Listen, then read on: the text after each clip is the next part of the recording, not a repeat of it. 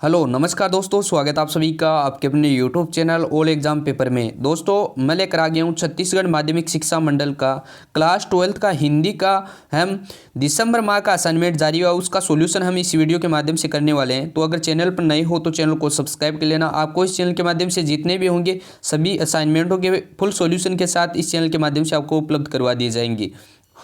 तो दोस्तों सबसे पहले क्वेश्चनों की ओर आते हैं। सबसे पहला क्वेश्चन पूछा गया है इस पेपर का कि मार्तु शोक में हुई राम की दशा को कवि ने प्रभु की नर लीला की अपेक्षा सच्ची मानवीय अनुभूति के रूप में रचा है। आप इससे सहमत हैं? तर्कपूर्ण उत्तर आपको देना है। तो पहले क्वेश्चन का जो उत्तर हो जाएगा वो आपका हो जाएगा, पहले क्वेश्चन का जो उत्तर हो जाएगा वो हो जाएगा मार्तु शोक में प्रभु की एक सामान्य व्यक्ति का रूप है वो धारण कर लेते हैं। वे एक सामान्य जन के समान भाई के लिए विलाप करते हैं। वे प्रभुता का पद त्याग कर सच्ची मानवीय अनुभूति की अभिव्यक्ति है वो करते हैं। कोई भी व्यक्ति हो चाहे कितना भी बड़ा हो जाए और महान क्यों ना हो, वह एक मानव भी होता है, मानव ही होता है। और मानव के हृदय की अपनी अनुभूति भी है होती है। वह उनके जो वंशीभूत होकर है वो सामान्य जन की भांति वो व्यवहार करता है। और इसमें कहा गया है कि इस प्रसंग में लक्ष्मण ने मूर्छित होने पर भी प्रभु की नरलीला की अपेक्षा राम की सच्ची मानवीय अनुभूति वाली दशा दर्शाई गई है। हाँ, हम इससे सहमत हैं कि राम विलाप करते हैं और लक्ष्मण के पूरे व्यवहार का वो संस्मरण करते हैं। और वे तो यहाँ तक कह जाते हैं कि यदि उन्हें ऐसा पता होता तो वे पिता की आज्ञा मानने से वो इनकार कर देते। तो पहले क्वेश्चन का ये उत्तर हो जाएगा दोस्तों। पूरा का पूरा आपको स्क्रीनशॉट ले लेना है, यहाँ से आपको यहाँ से स्क्रीनशॉट ले लेना है। और साथ साथ में मैंने बोल दिया तो आपको कोई लिखने में कोई प्रॉब्लम नहीं होगी। 2 नंबर क्वेश्चन की ओर आते हैं। 2 नंबर क्वेश्चन पूछा गया निम्नलिखित में से अपठित पद्यांश को पढ़कर आपको नीचे दिए गए प्रश्नों के आपको उत्तर देना है। 2 नंबर क्वेश्चन में आपको जो है ड तक दिए गए हैं, जो 5 दिए गए हैं इसमें आपको जो है पद्यांश दिया गया है उसमें आपको छांट कर आंसर देना है। तो सबसे पहला आ जाता है इसमें क्या आ जाता है, पाहुन किसे कहा गया है, इसको आपको सबसे पहले पढ़ लेना है, उसके बाद में आपको आंसर देना है। तो पहले क्वेश्चन के आंसर की बात करेंगे। 2 नंबर क्वेश्चन में क्या की बात करेंगे, पाहुन किसे कहा गया है और क्यों कहा गया है। तो पाहुन इस कविता में जो है पाहुन अर्थात दामाद में को कहा गया है, क्योंकि हर जगह वो दामाद की बड़ी मान मर्यादा होती है। तो मैं किसी भी जमाई की तरह सज सवर कर है वो कर आया है। तो ये माँ जो आपके है दामाद को है पाहुन है वो कहा गया है। तो आपको पहले 2 नंबर क्वेश्चन में एक कह का जो राइट आंसर हो जाएगा वो आगा दामाद में को कहा गया है।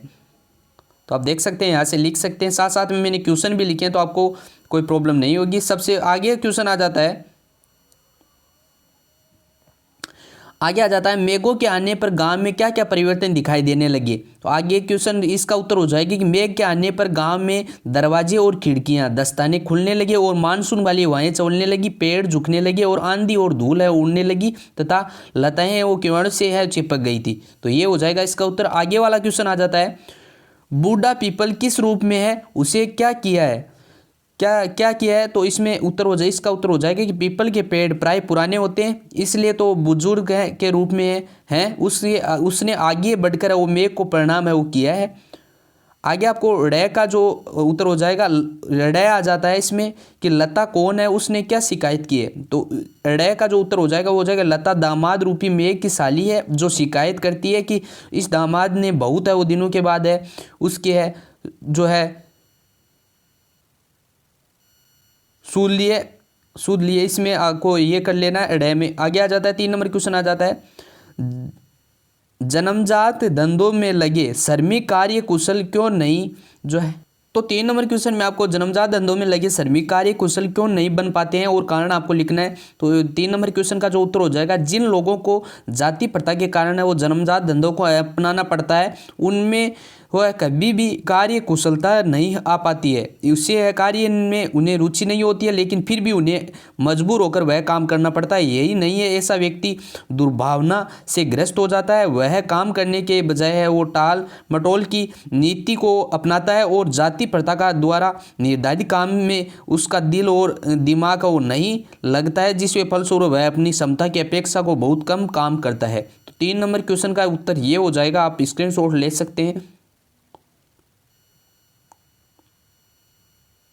आगे 4 नंबर क्वेश्चन आ जाता है। 4 नंबर क्वेश्चन में आपको पूछा गया निम्नलिखित अपठित गद्यांश को आपको पढ़कर आपको आंसर है वो देने हैं, छांट कर आंसर लिखने हैं। सबसे पहले आपका पूछा गया है 4 नंबर क्वेश्चन में जो अपठित वाले गद्यांश को आपको पढ़कर आंसर देना, जिसमें पहला क्वेश्चन पूछा गया है क में कि समाज में के भ्रष्ट होने पर शिक्षक ने क्या किया है। इसका उत्तर हो जाएगा क नंबर का उत्तर हो जाएगा समाज में भ्रष्ट होने पर शिक्षक ने युग सर्जक की भूमिका का निर्वाह किया है। तो क का ये उत्तर हो जाएगा। ख आ जाता है जीवन मूल्यों की रक्षा का मार्ग किस प्रकार आता है। तो इसमें ख में का उत्तर हो जाएगा जीवन मूल्यों की जो रक्षा का भार है, रक्षा का भार है दोस्तों, मैंने गलती से बोल दिया, तो रक्षा का जो भार है वो शिक्षक पर आता है। आगे गया आ जाता है छात्रों की दृष्टि से किस पर रहती है। तो छात्रों की दृष्टि से अपने शिक्षक के प्रत्येक क्रियाकलापों पर रहती है। तो गया का राइट आंसर ये हो जाएगा। गया आ जाता है कि छात्र किसकी बातों को महत्वपूर्ण मानते हैं। तो छात्र है अपने शिक्षकों की, जो आपके जो अध्यापक होते हैं उसकी बातों को महत्वपूर्ण मानते हैं। तो गया का राइट आंसर ये हो जाएगा। अड़या आ जाता है शिक्षक है, शिक्षक अपने छात्रों में किस प्रकार के जीवन मूल्यों का बीजारोपण है वो करते हैं। तो इसमें शिक्षक अपने छात्रों को छोटी छोटी नीति पर का कथाएं सुनाकर उनमें जीवन मूल्यों को बीजारोपण है वो करते हैं। तो ये हो जाएगा आपका राइट आंसर। आगे आ जाता है जीवन मूल्यों के संस्थापक उत्तम काल कौन सा है। तो प्राथमिक स्तर के छात्रों का चित्त है वो निर्मल होता है, यही काल है वो छात्रों में जीवन मूल्य के संस्थापन का उत्तम काल है माना जाता है। आगे दोस्तों 5 नंबर क्वेश्चन की ओर आते हैं। 5 नंबर क्वेश्चन पूछा गया है कि जाति प्रथा को श्रम विभाजन का ही एक रूप न मानने के पीछे है वो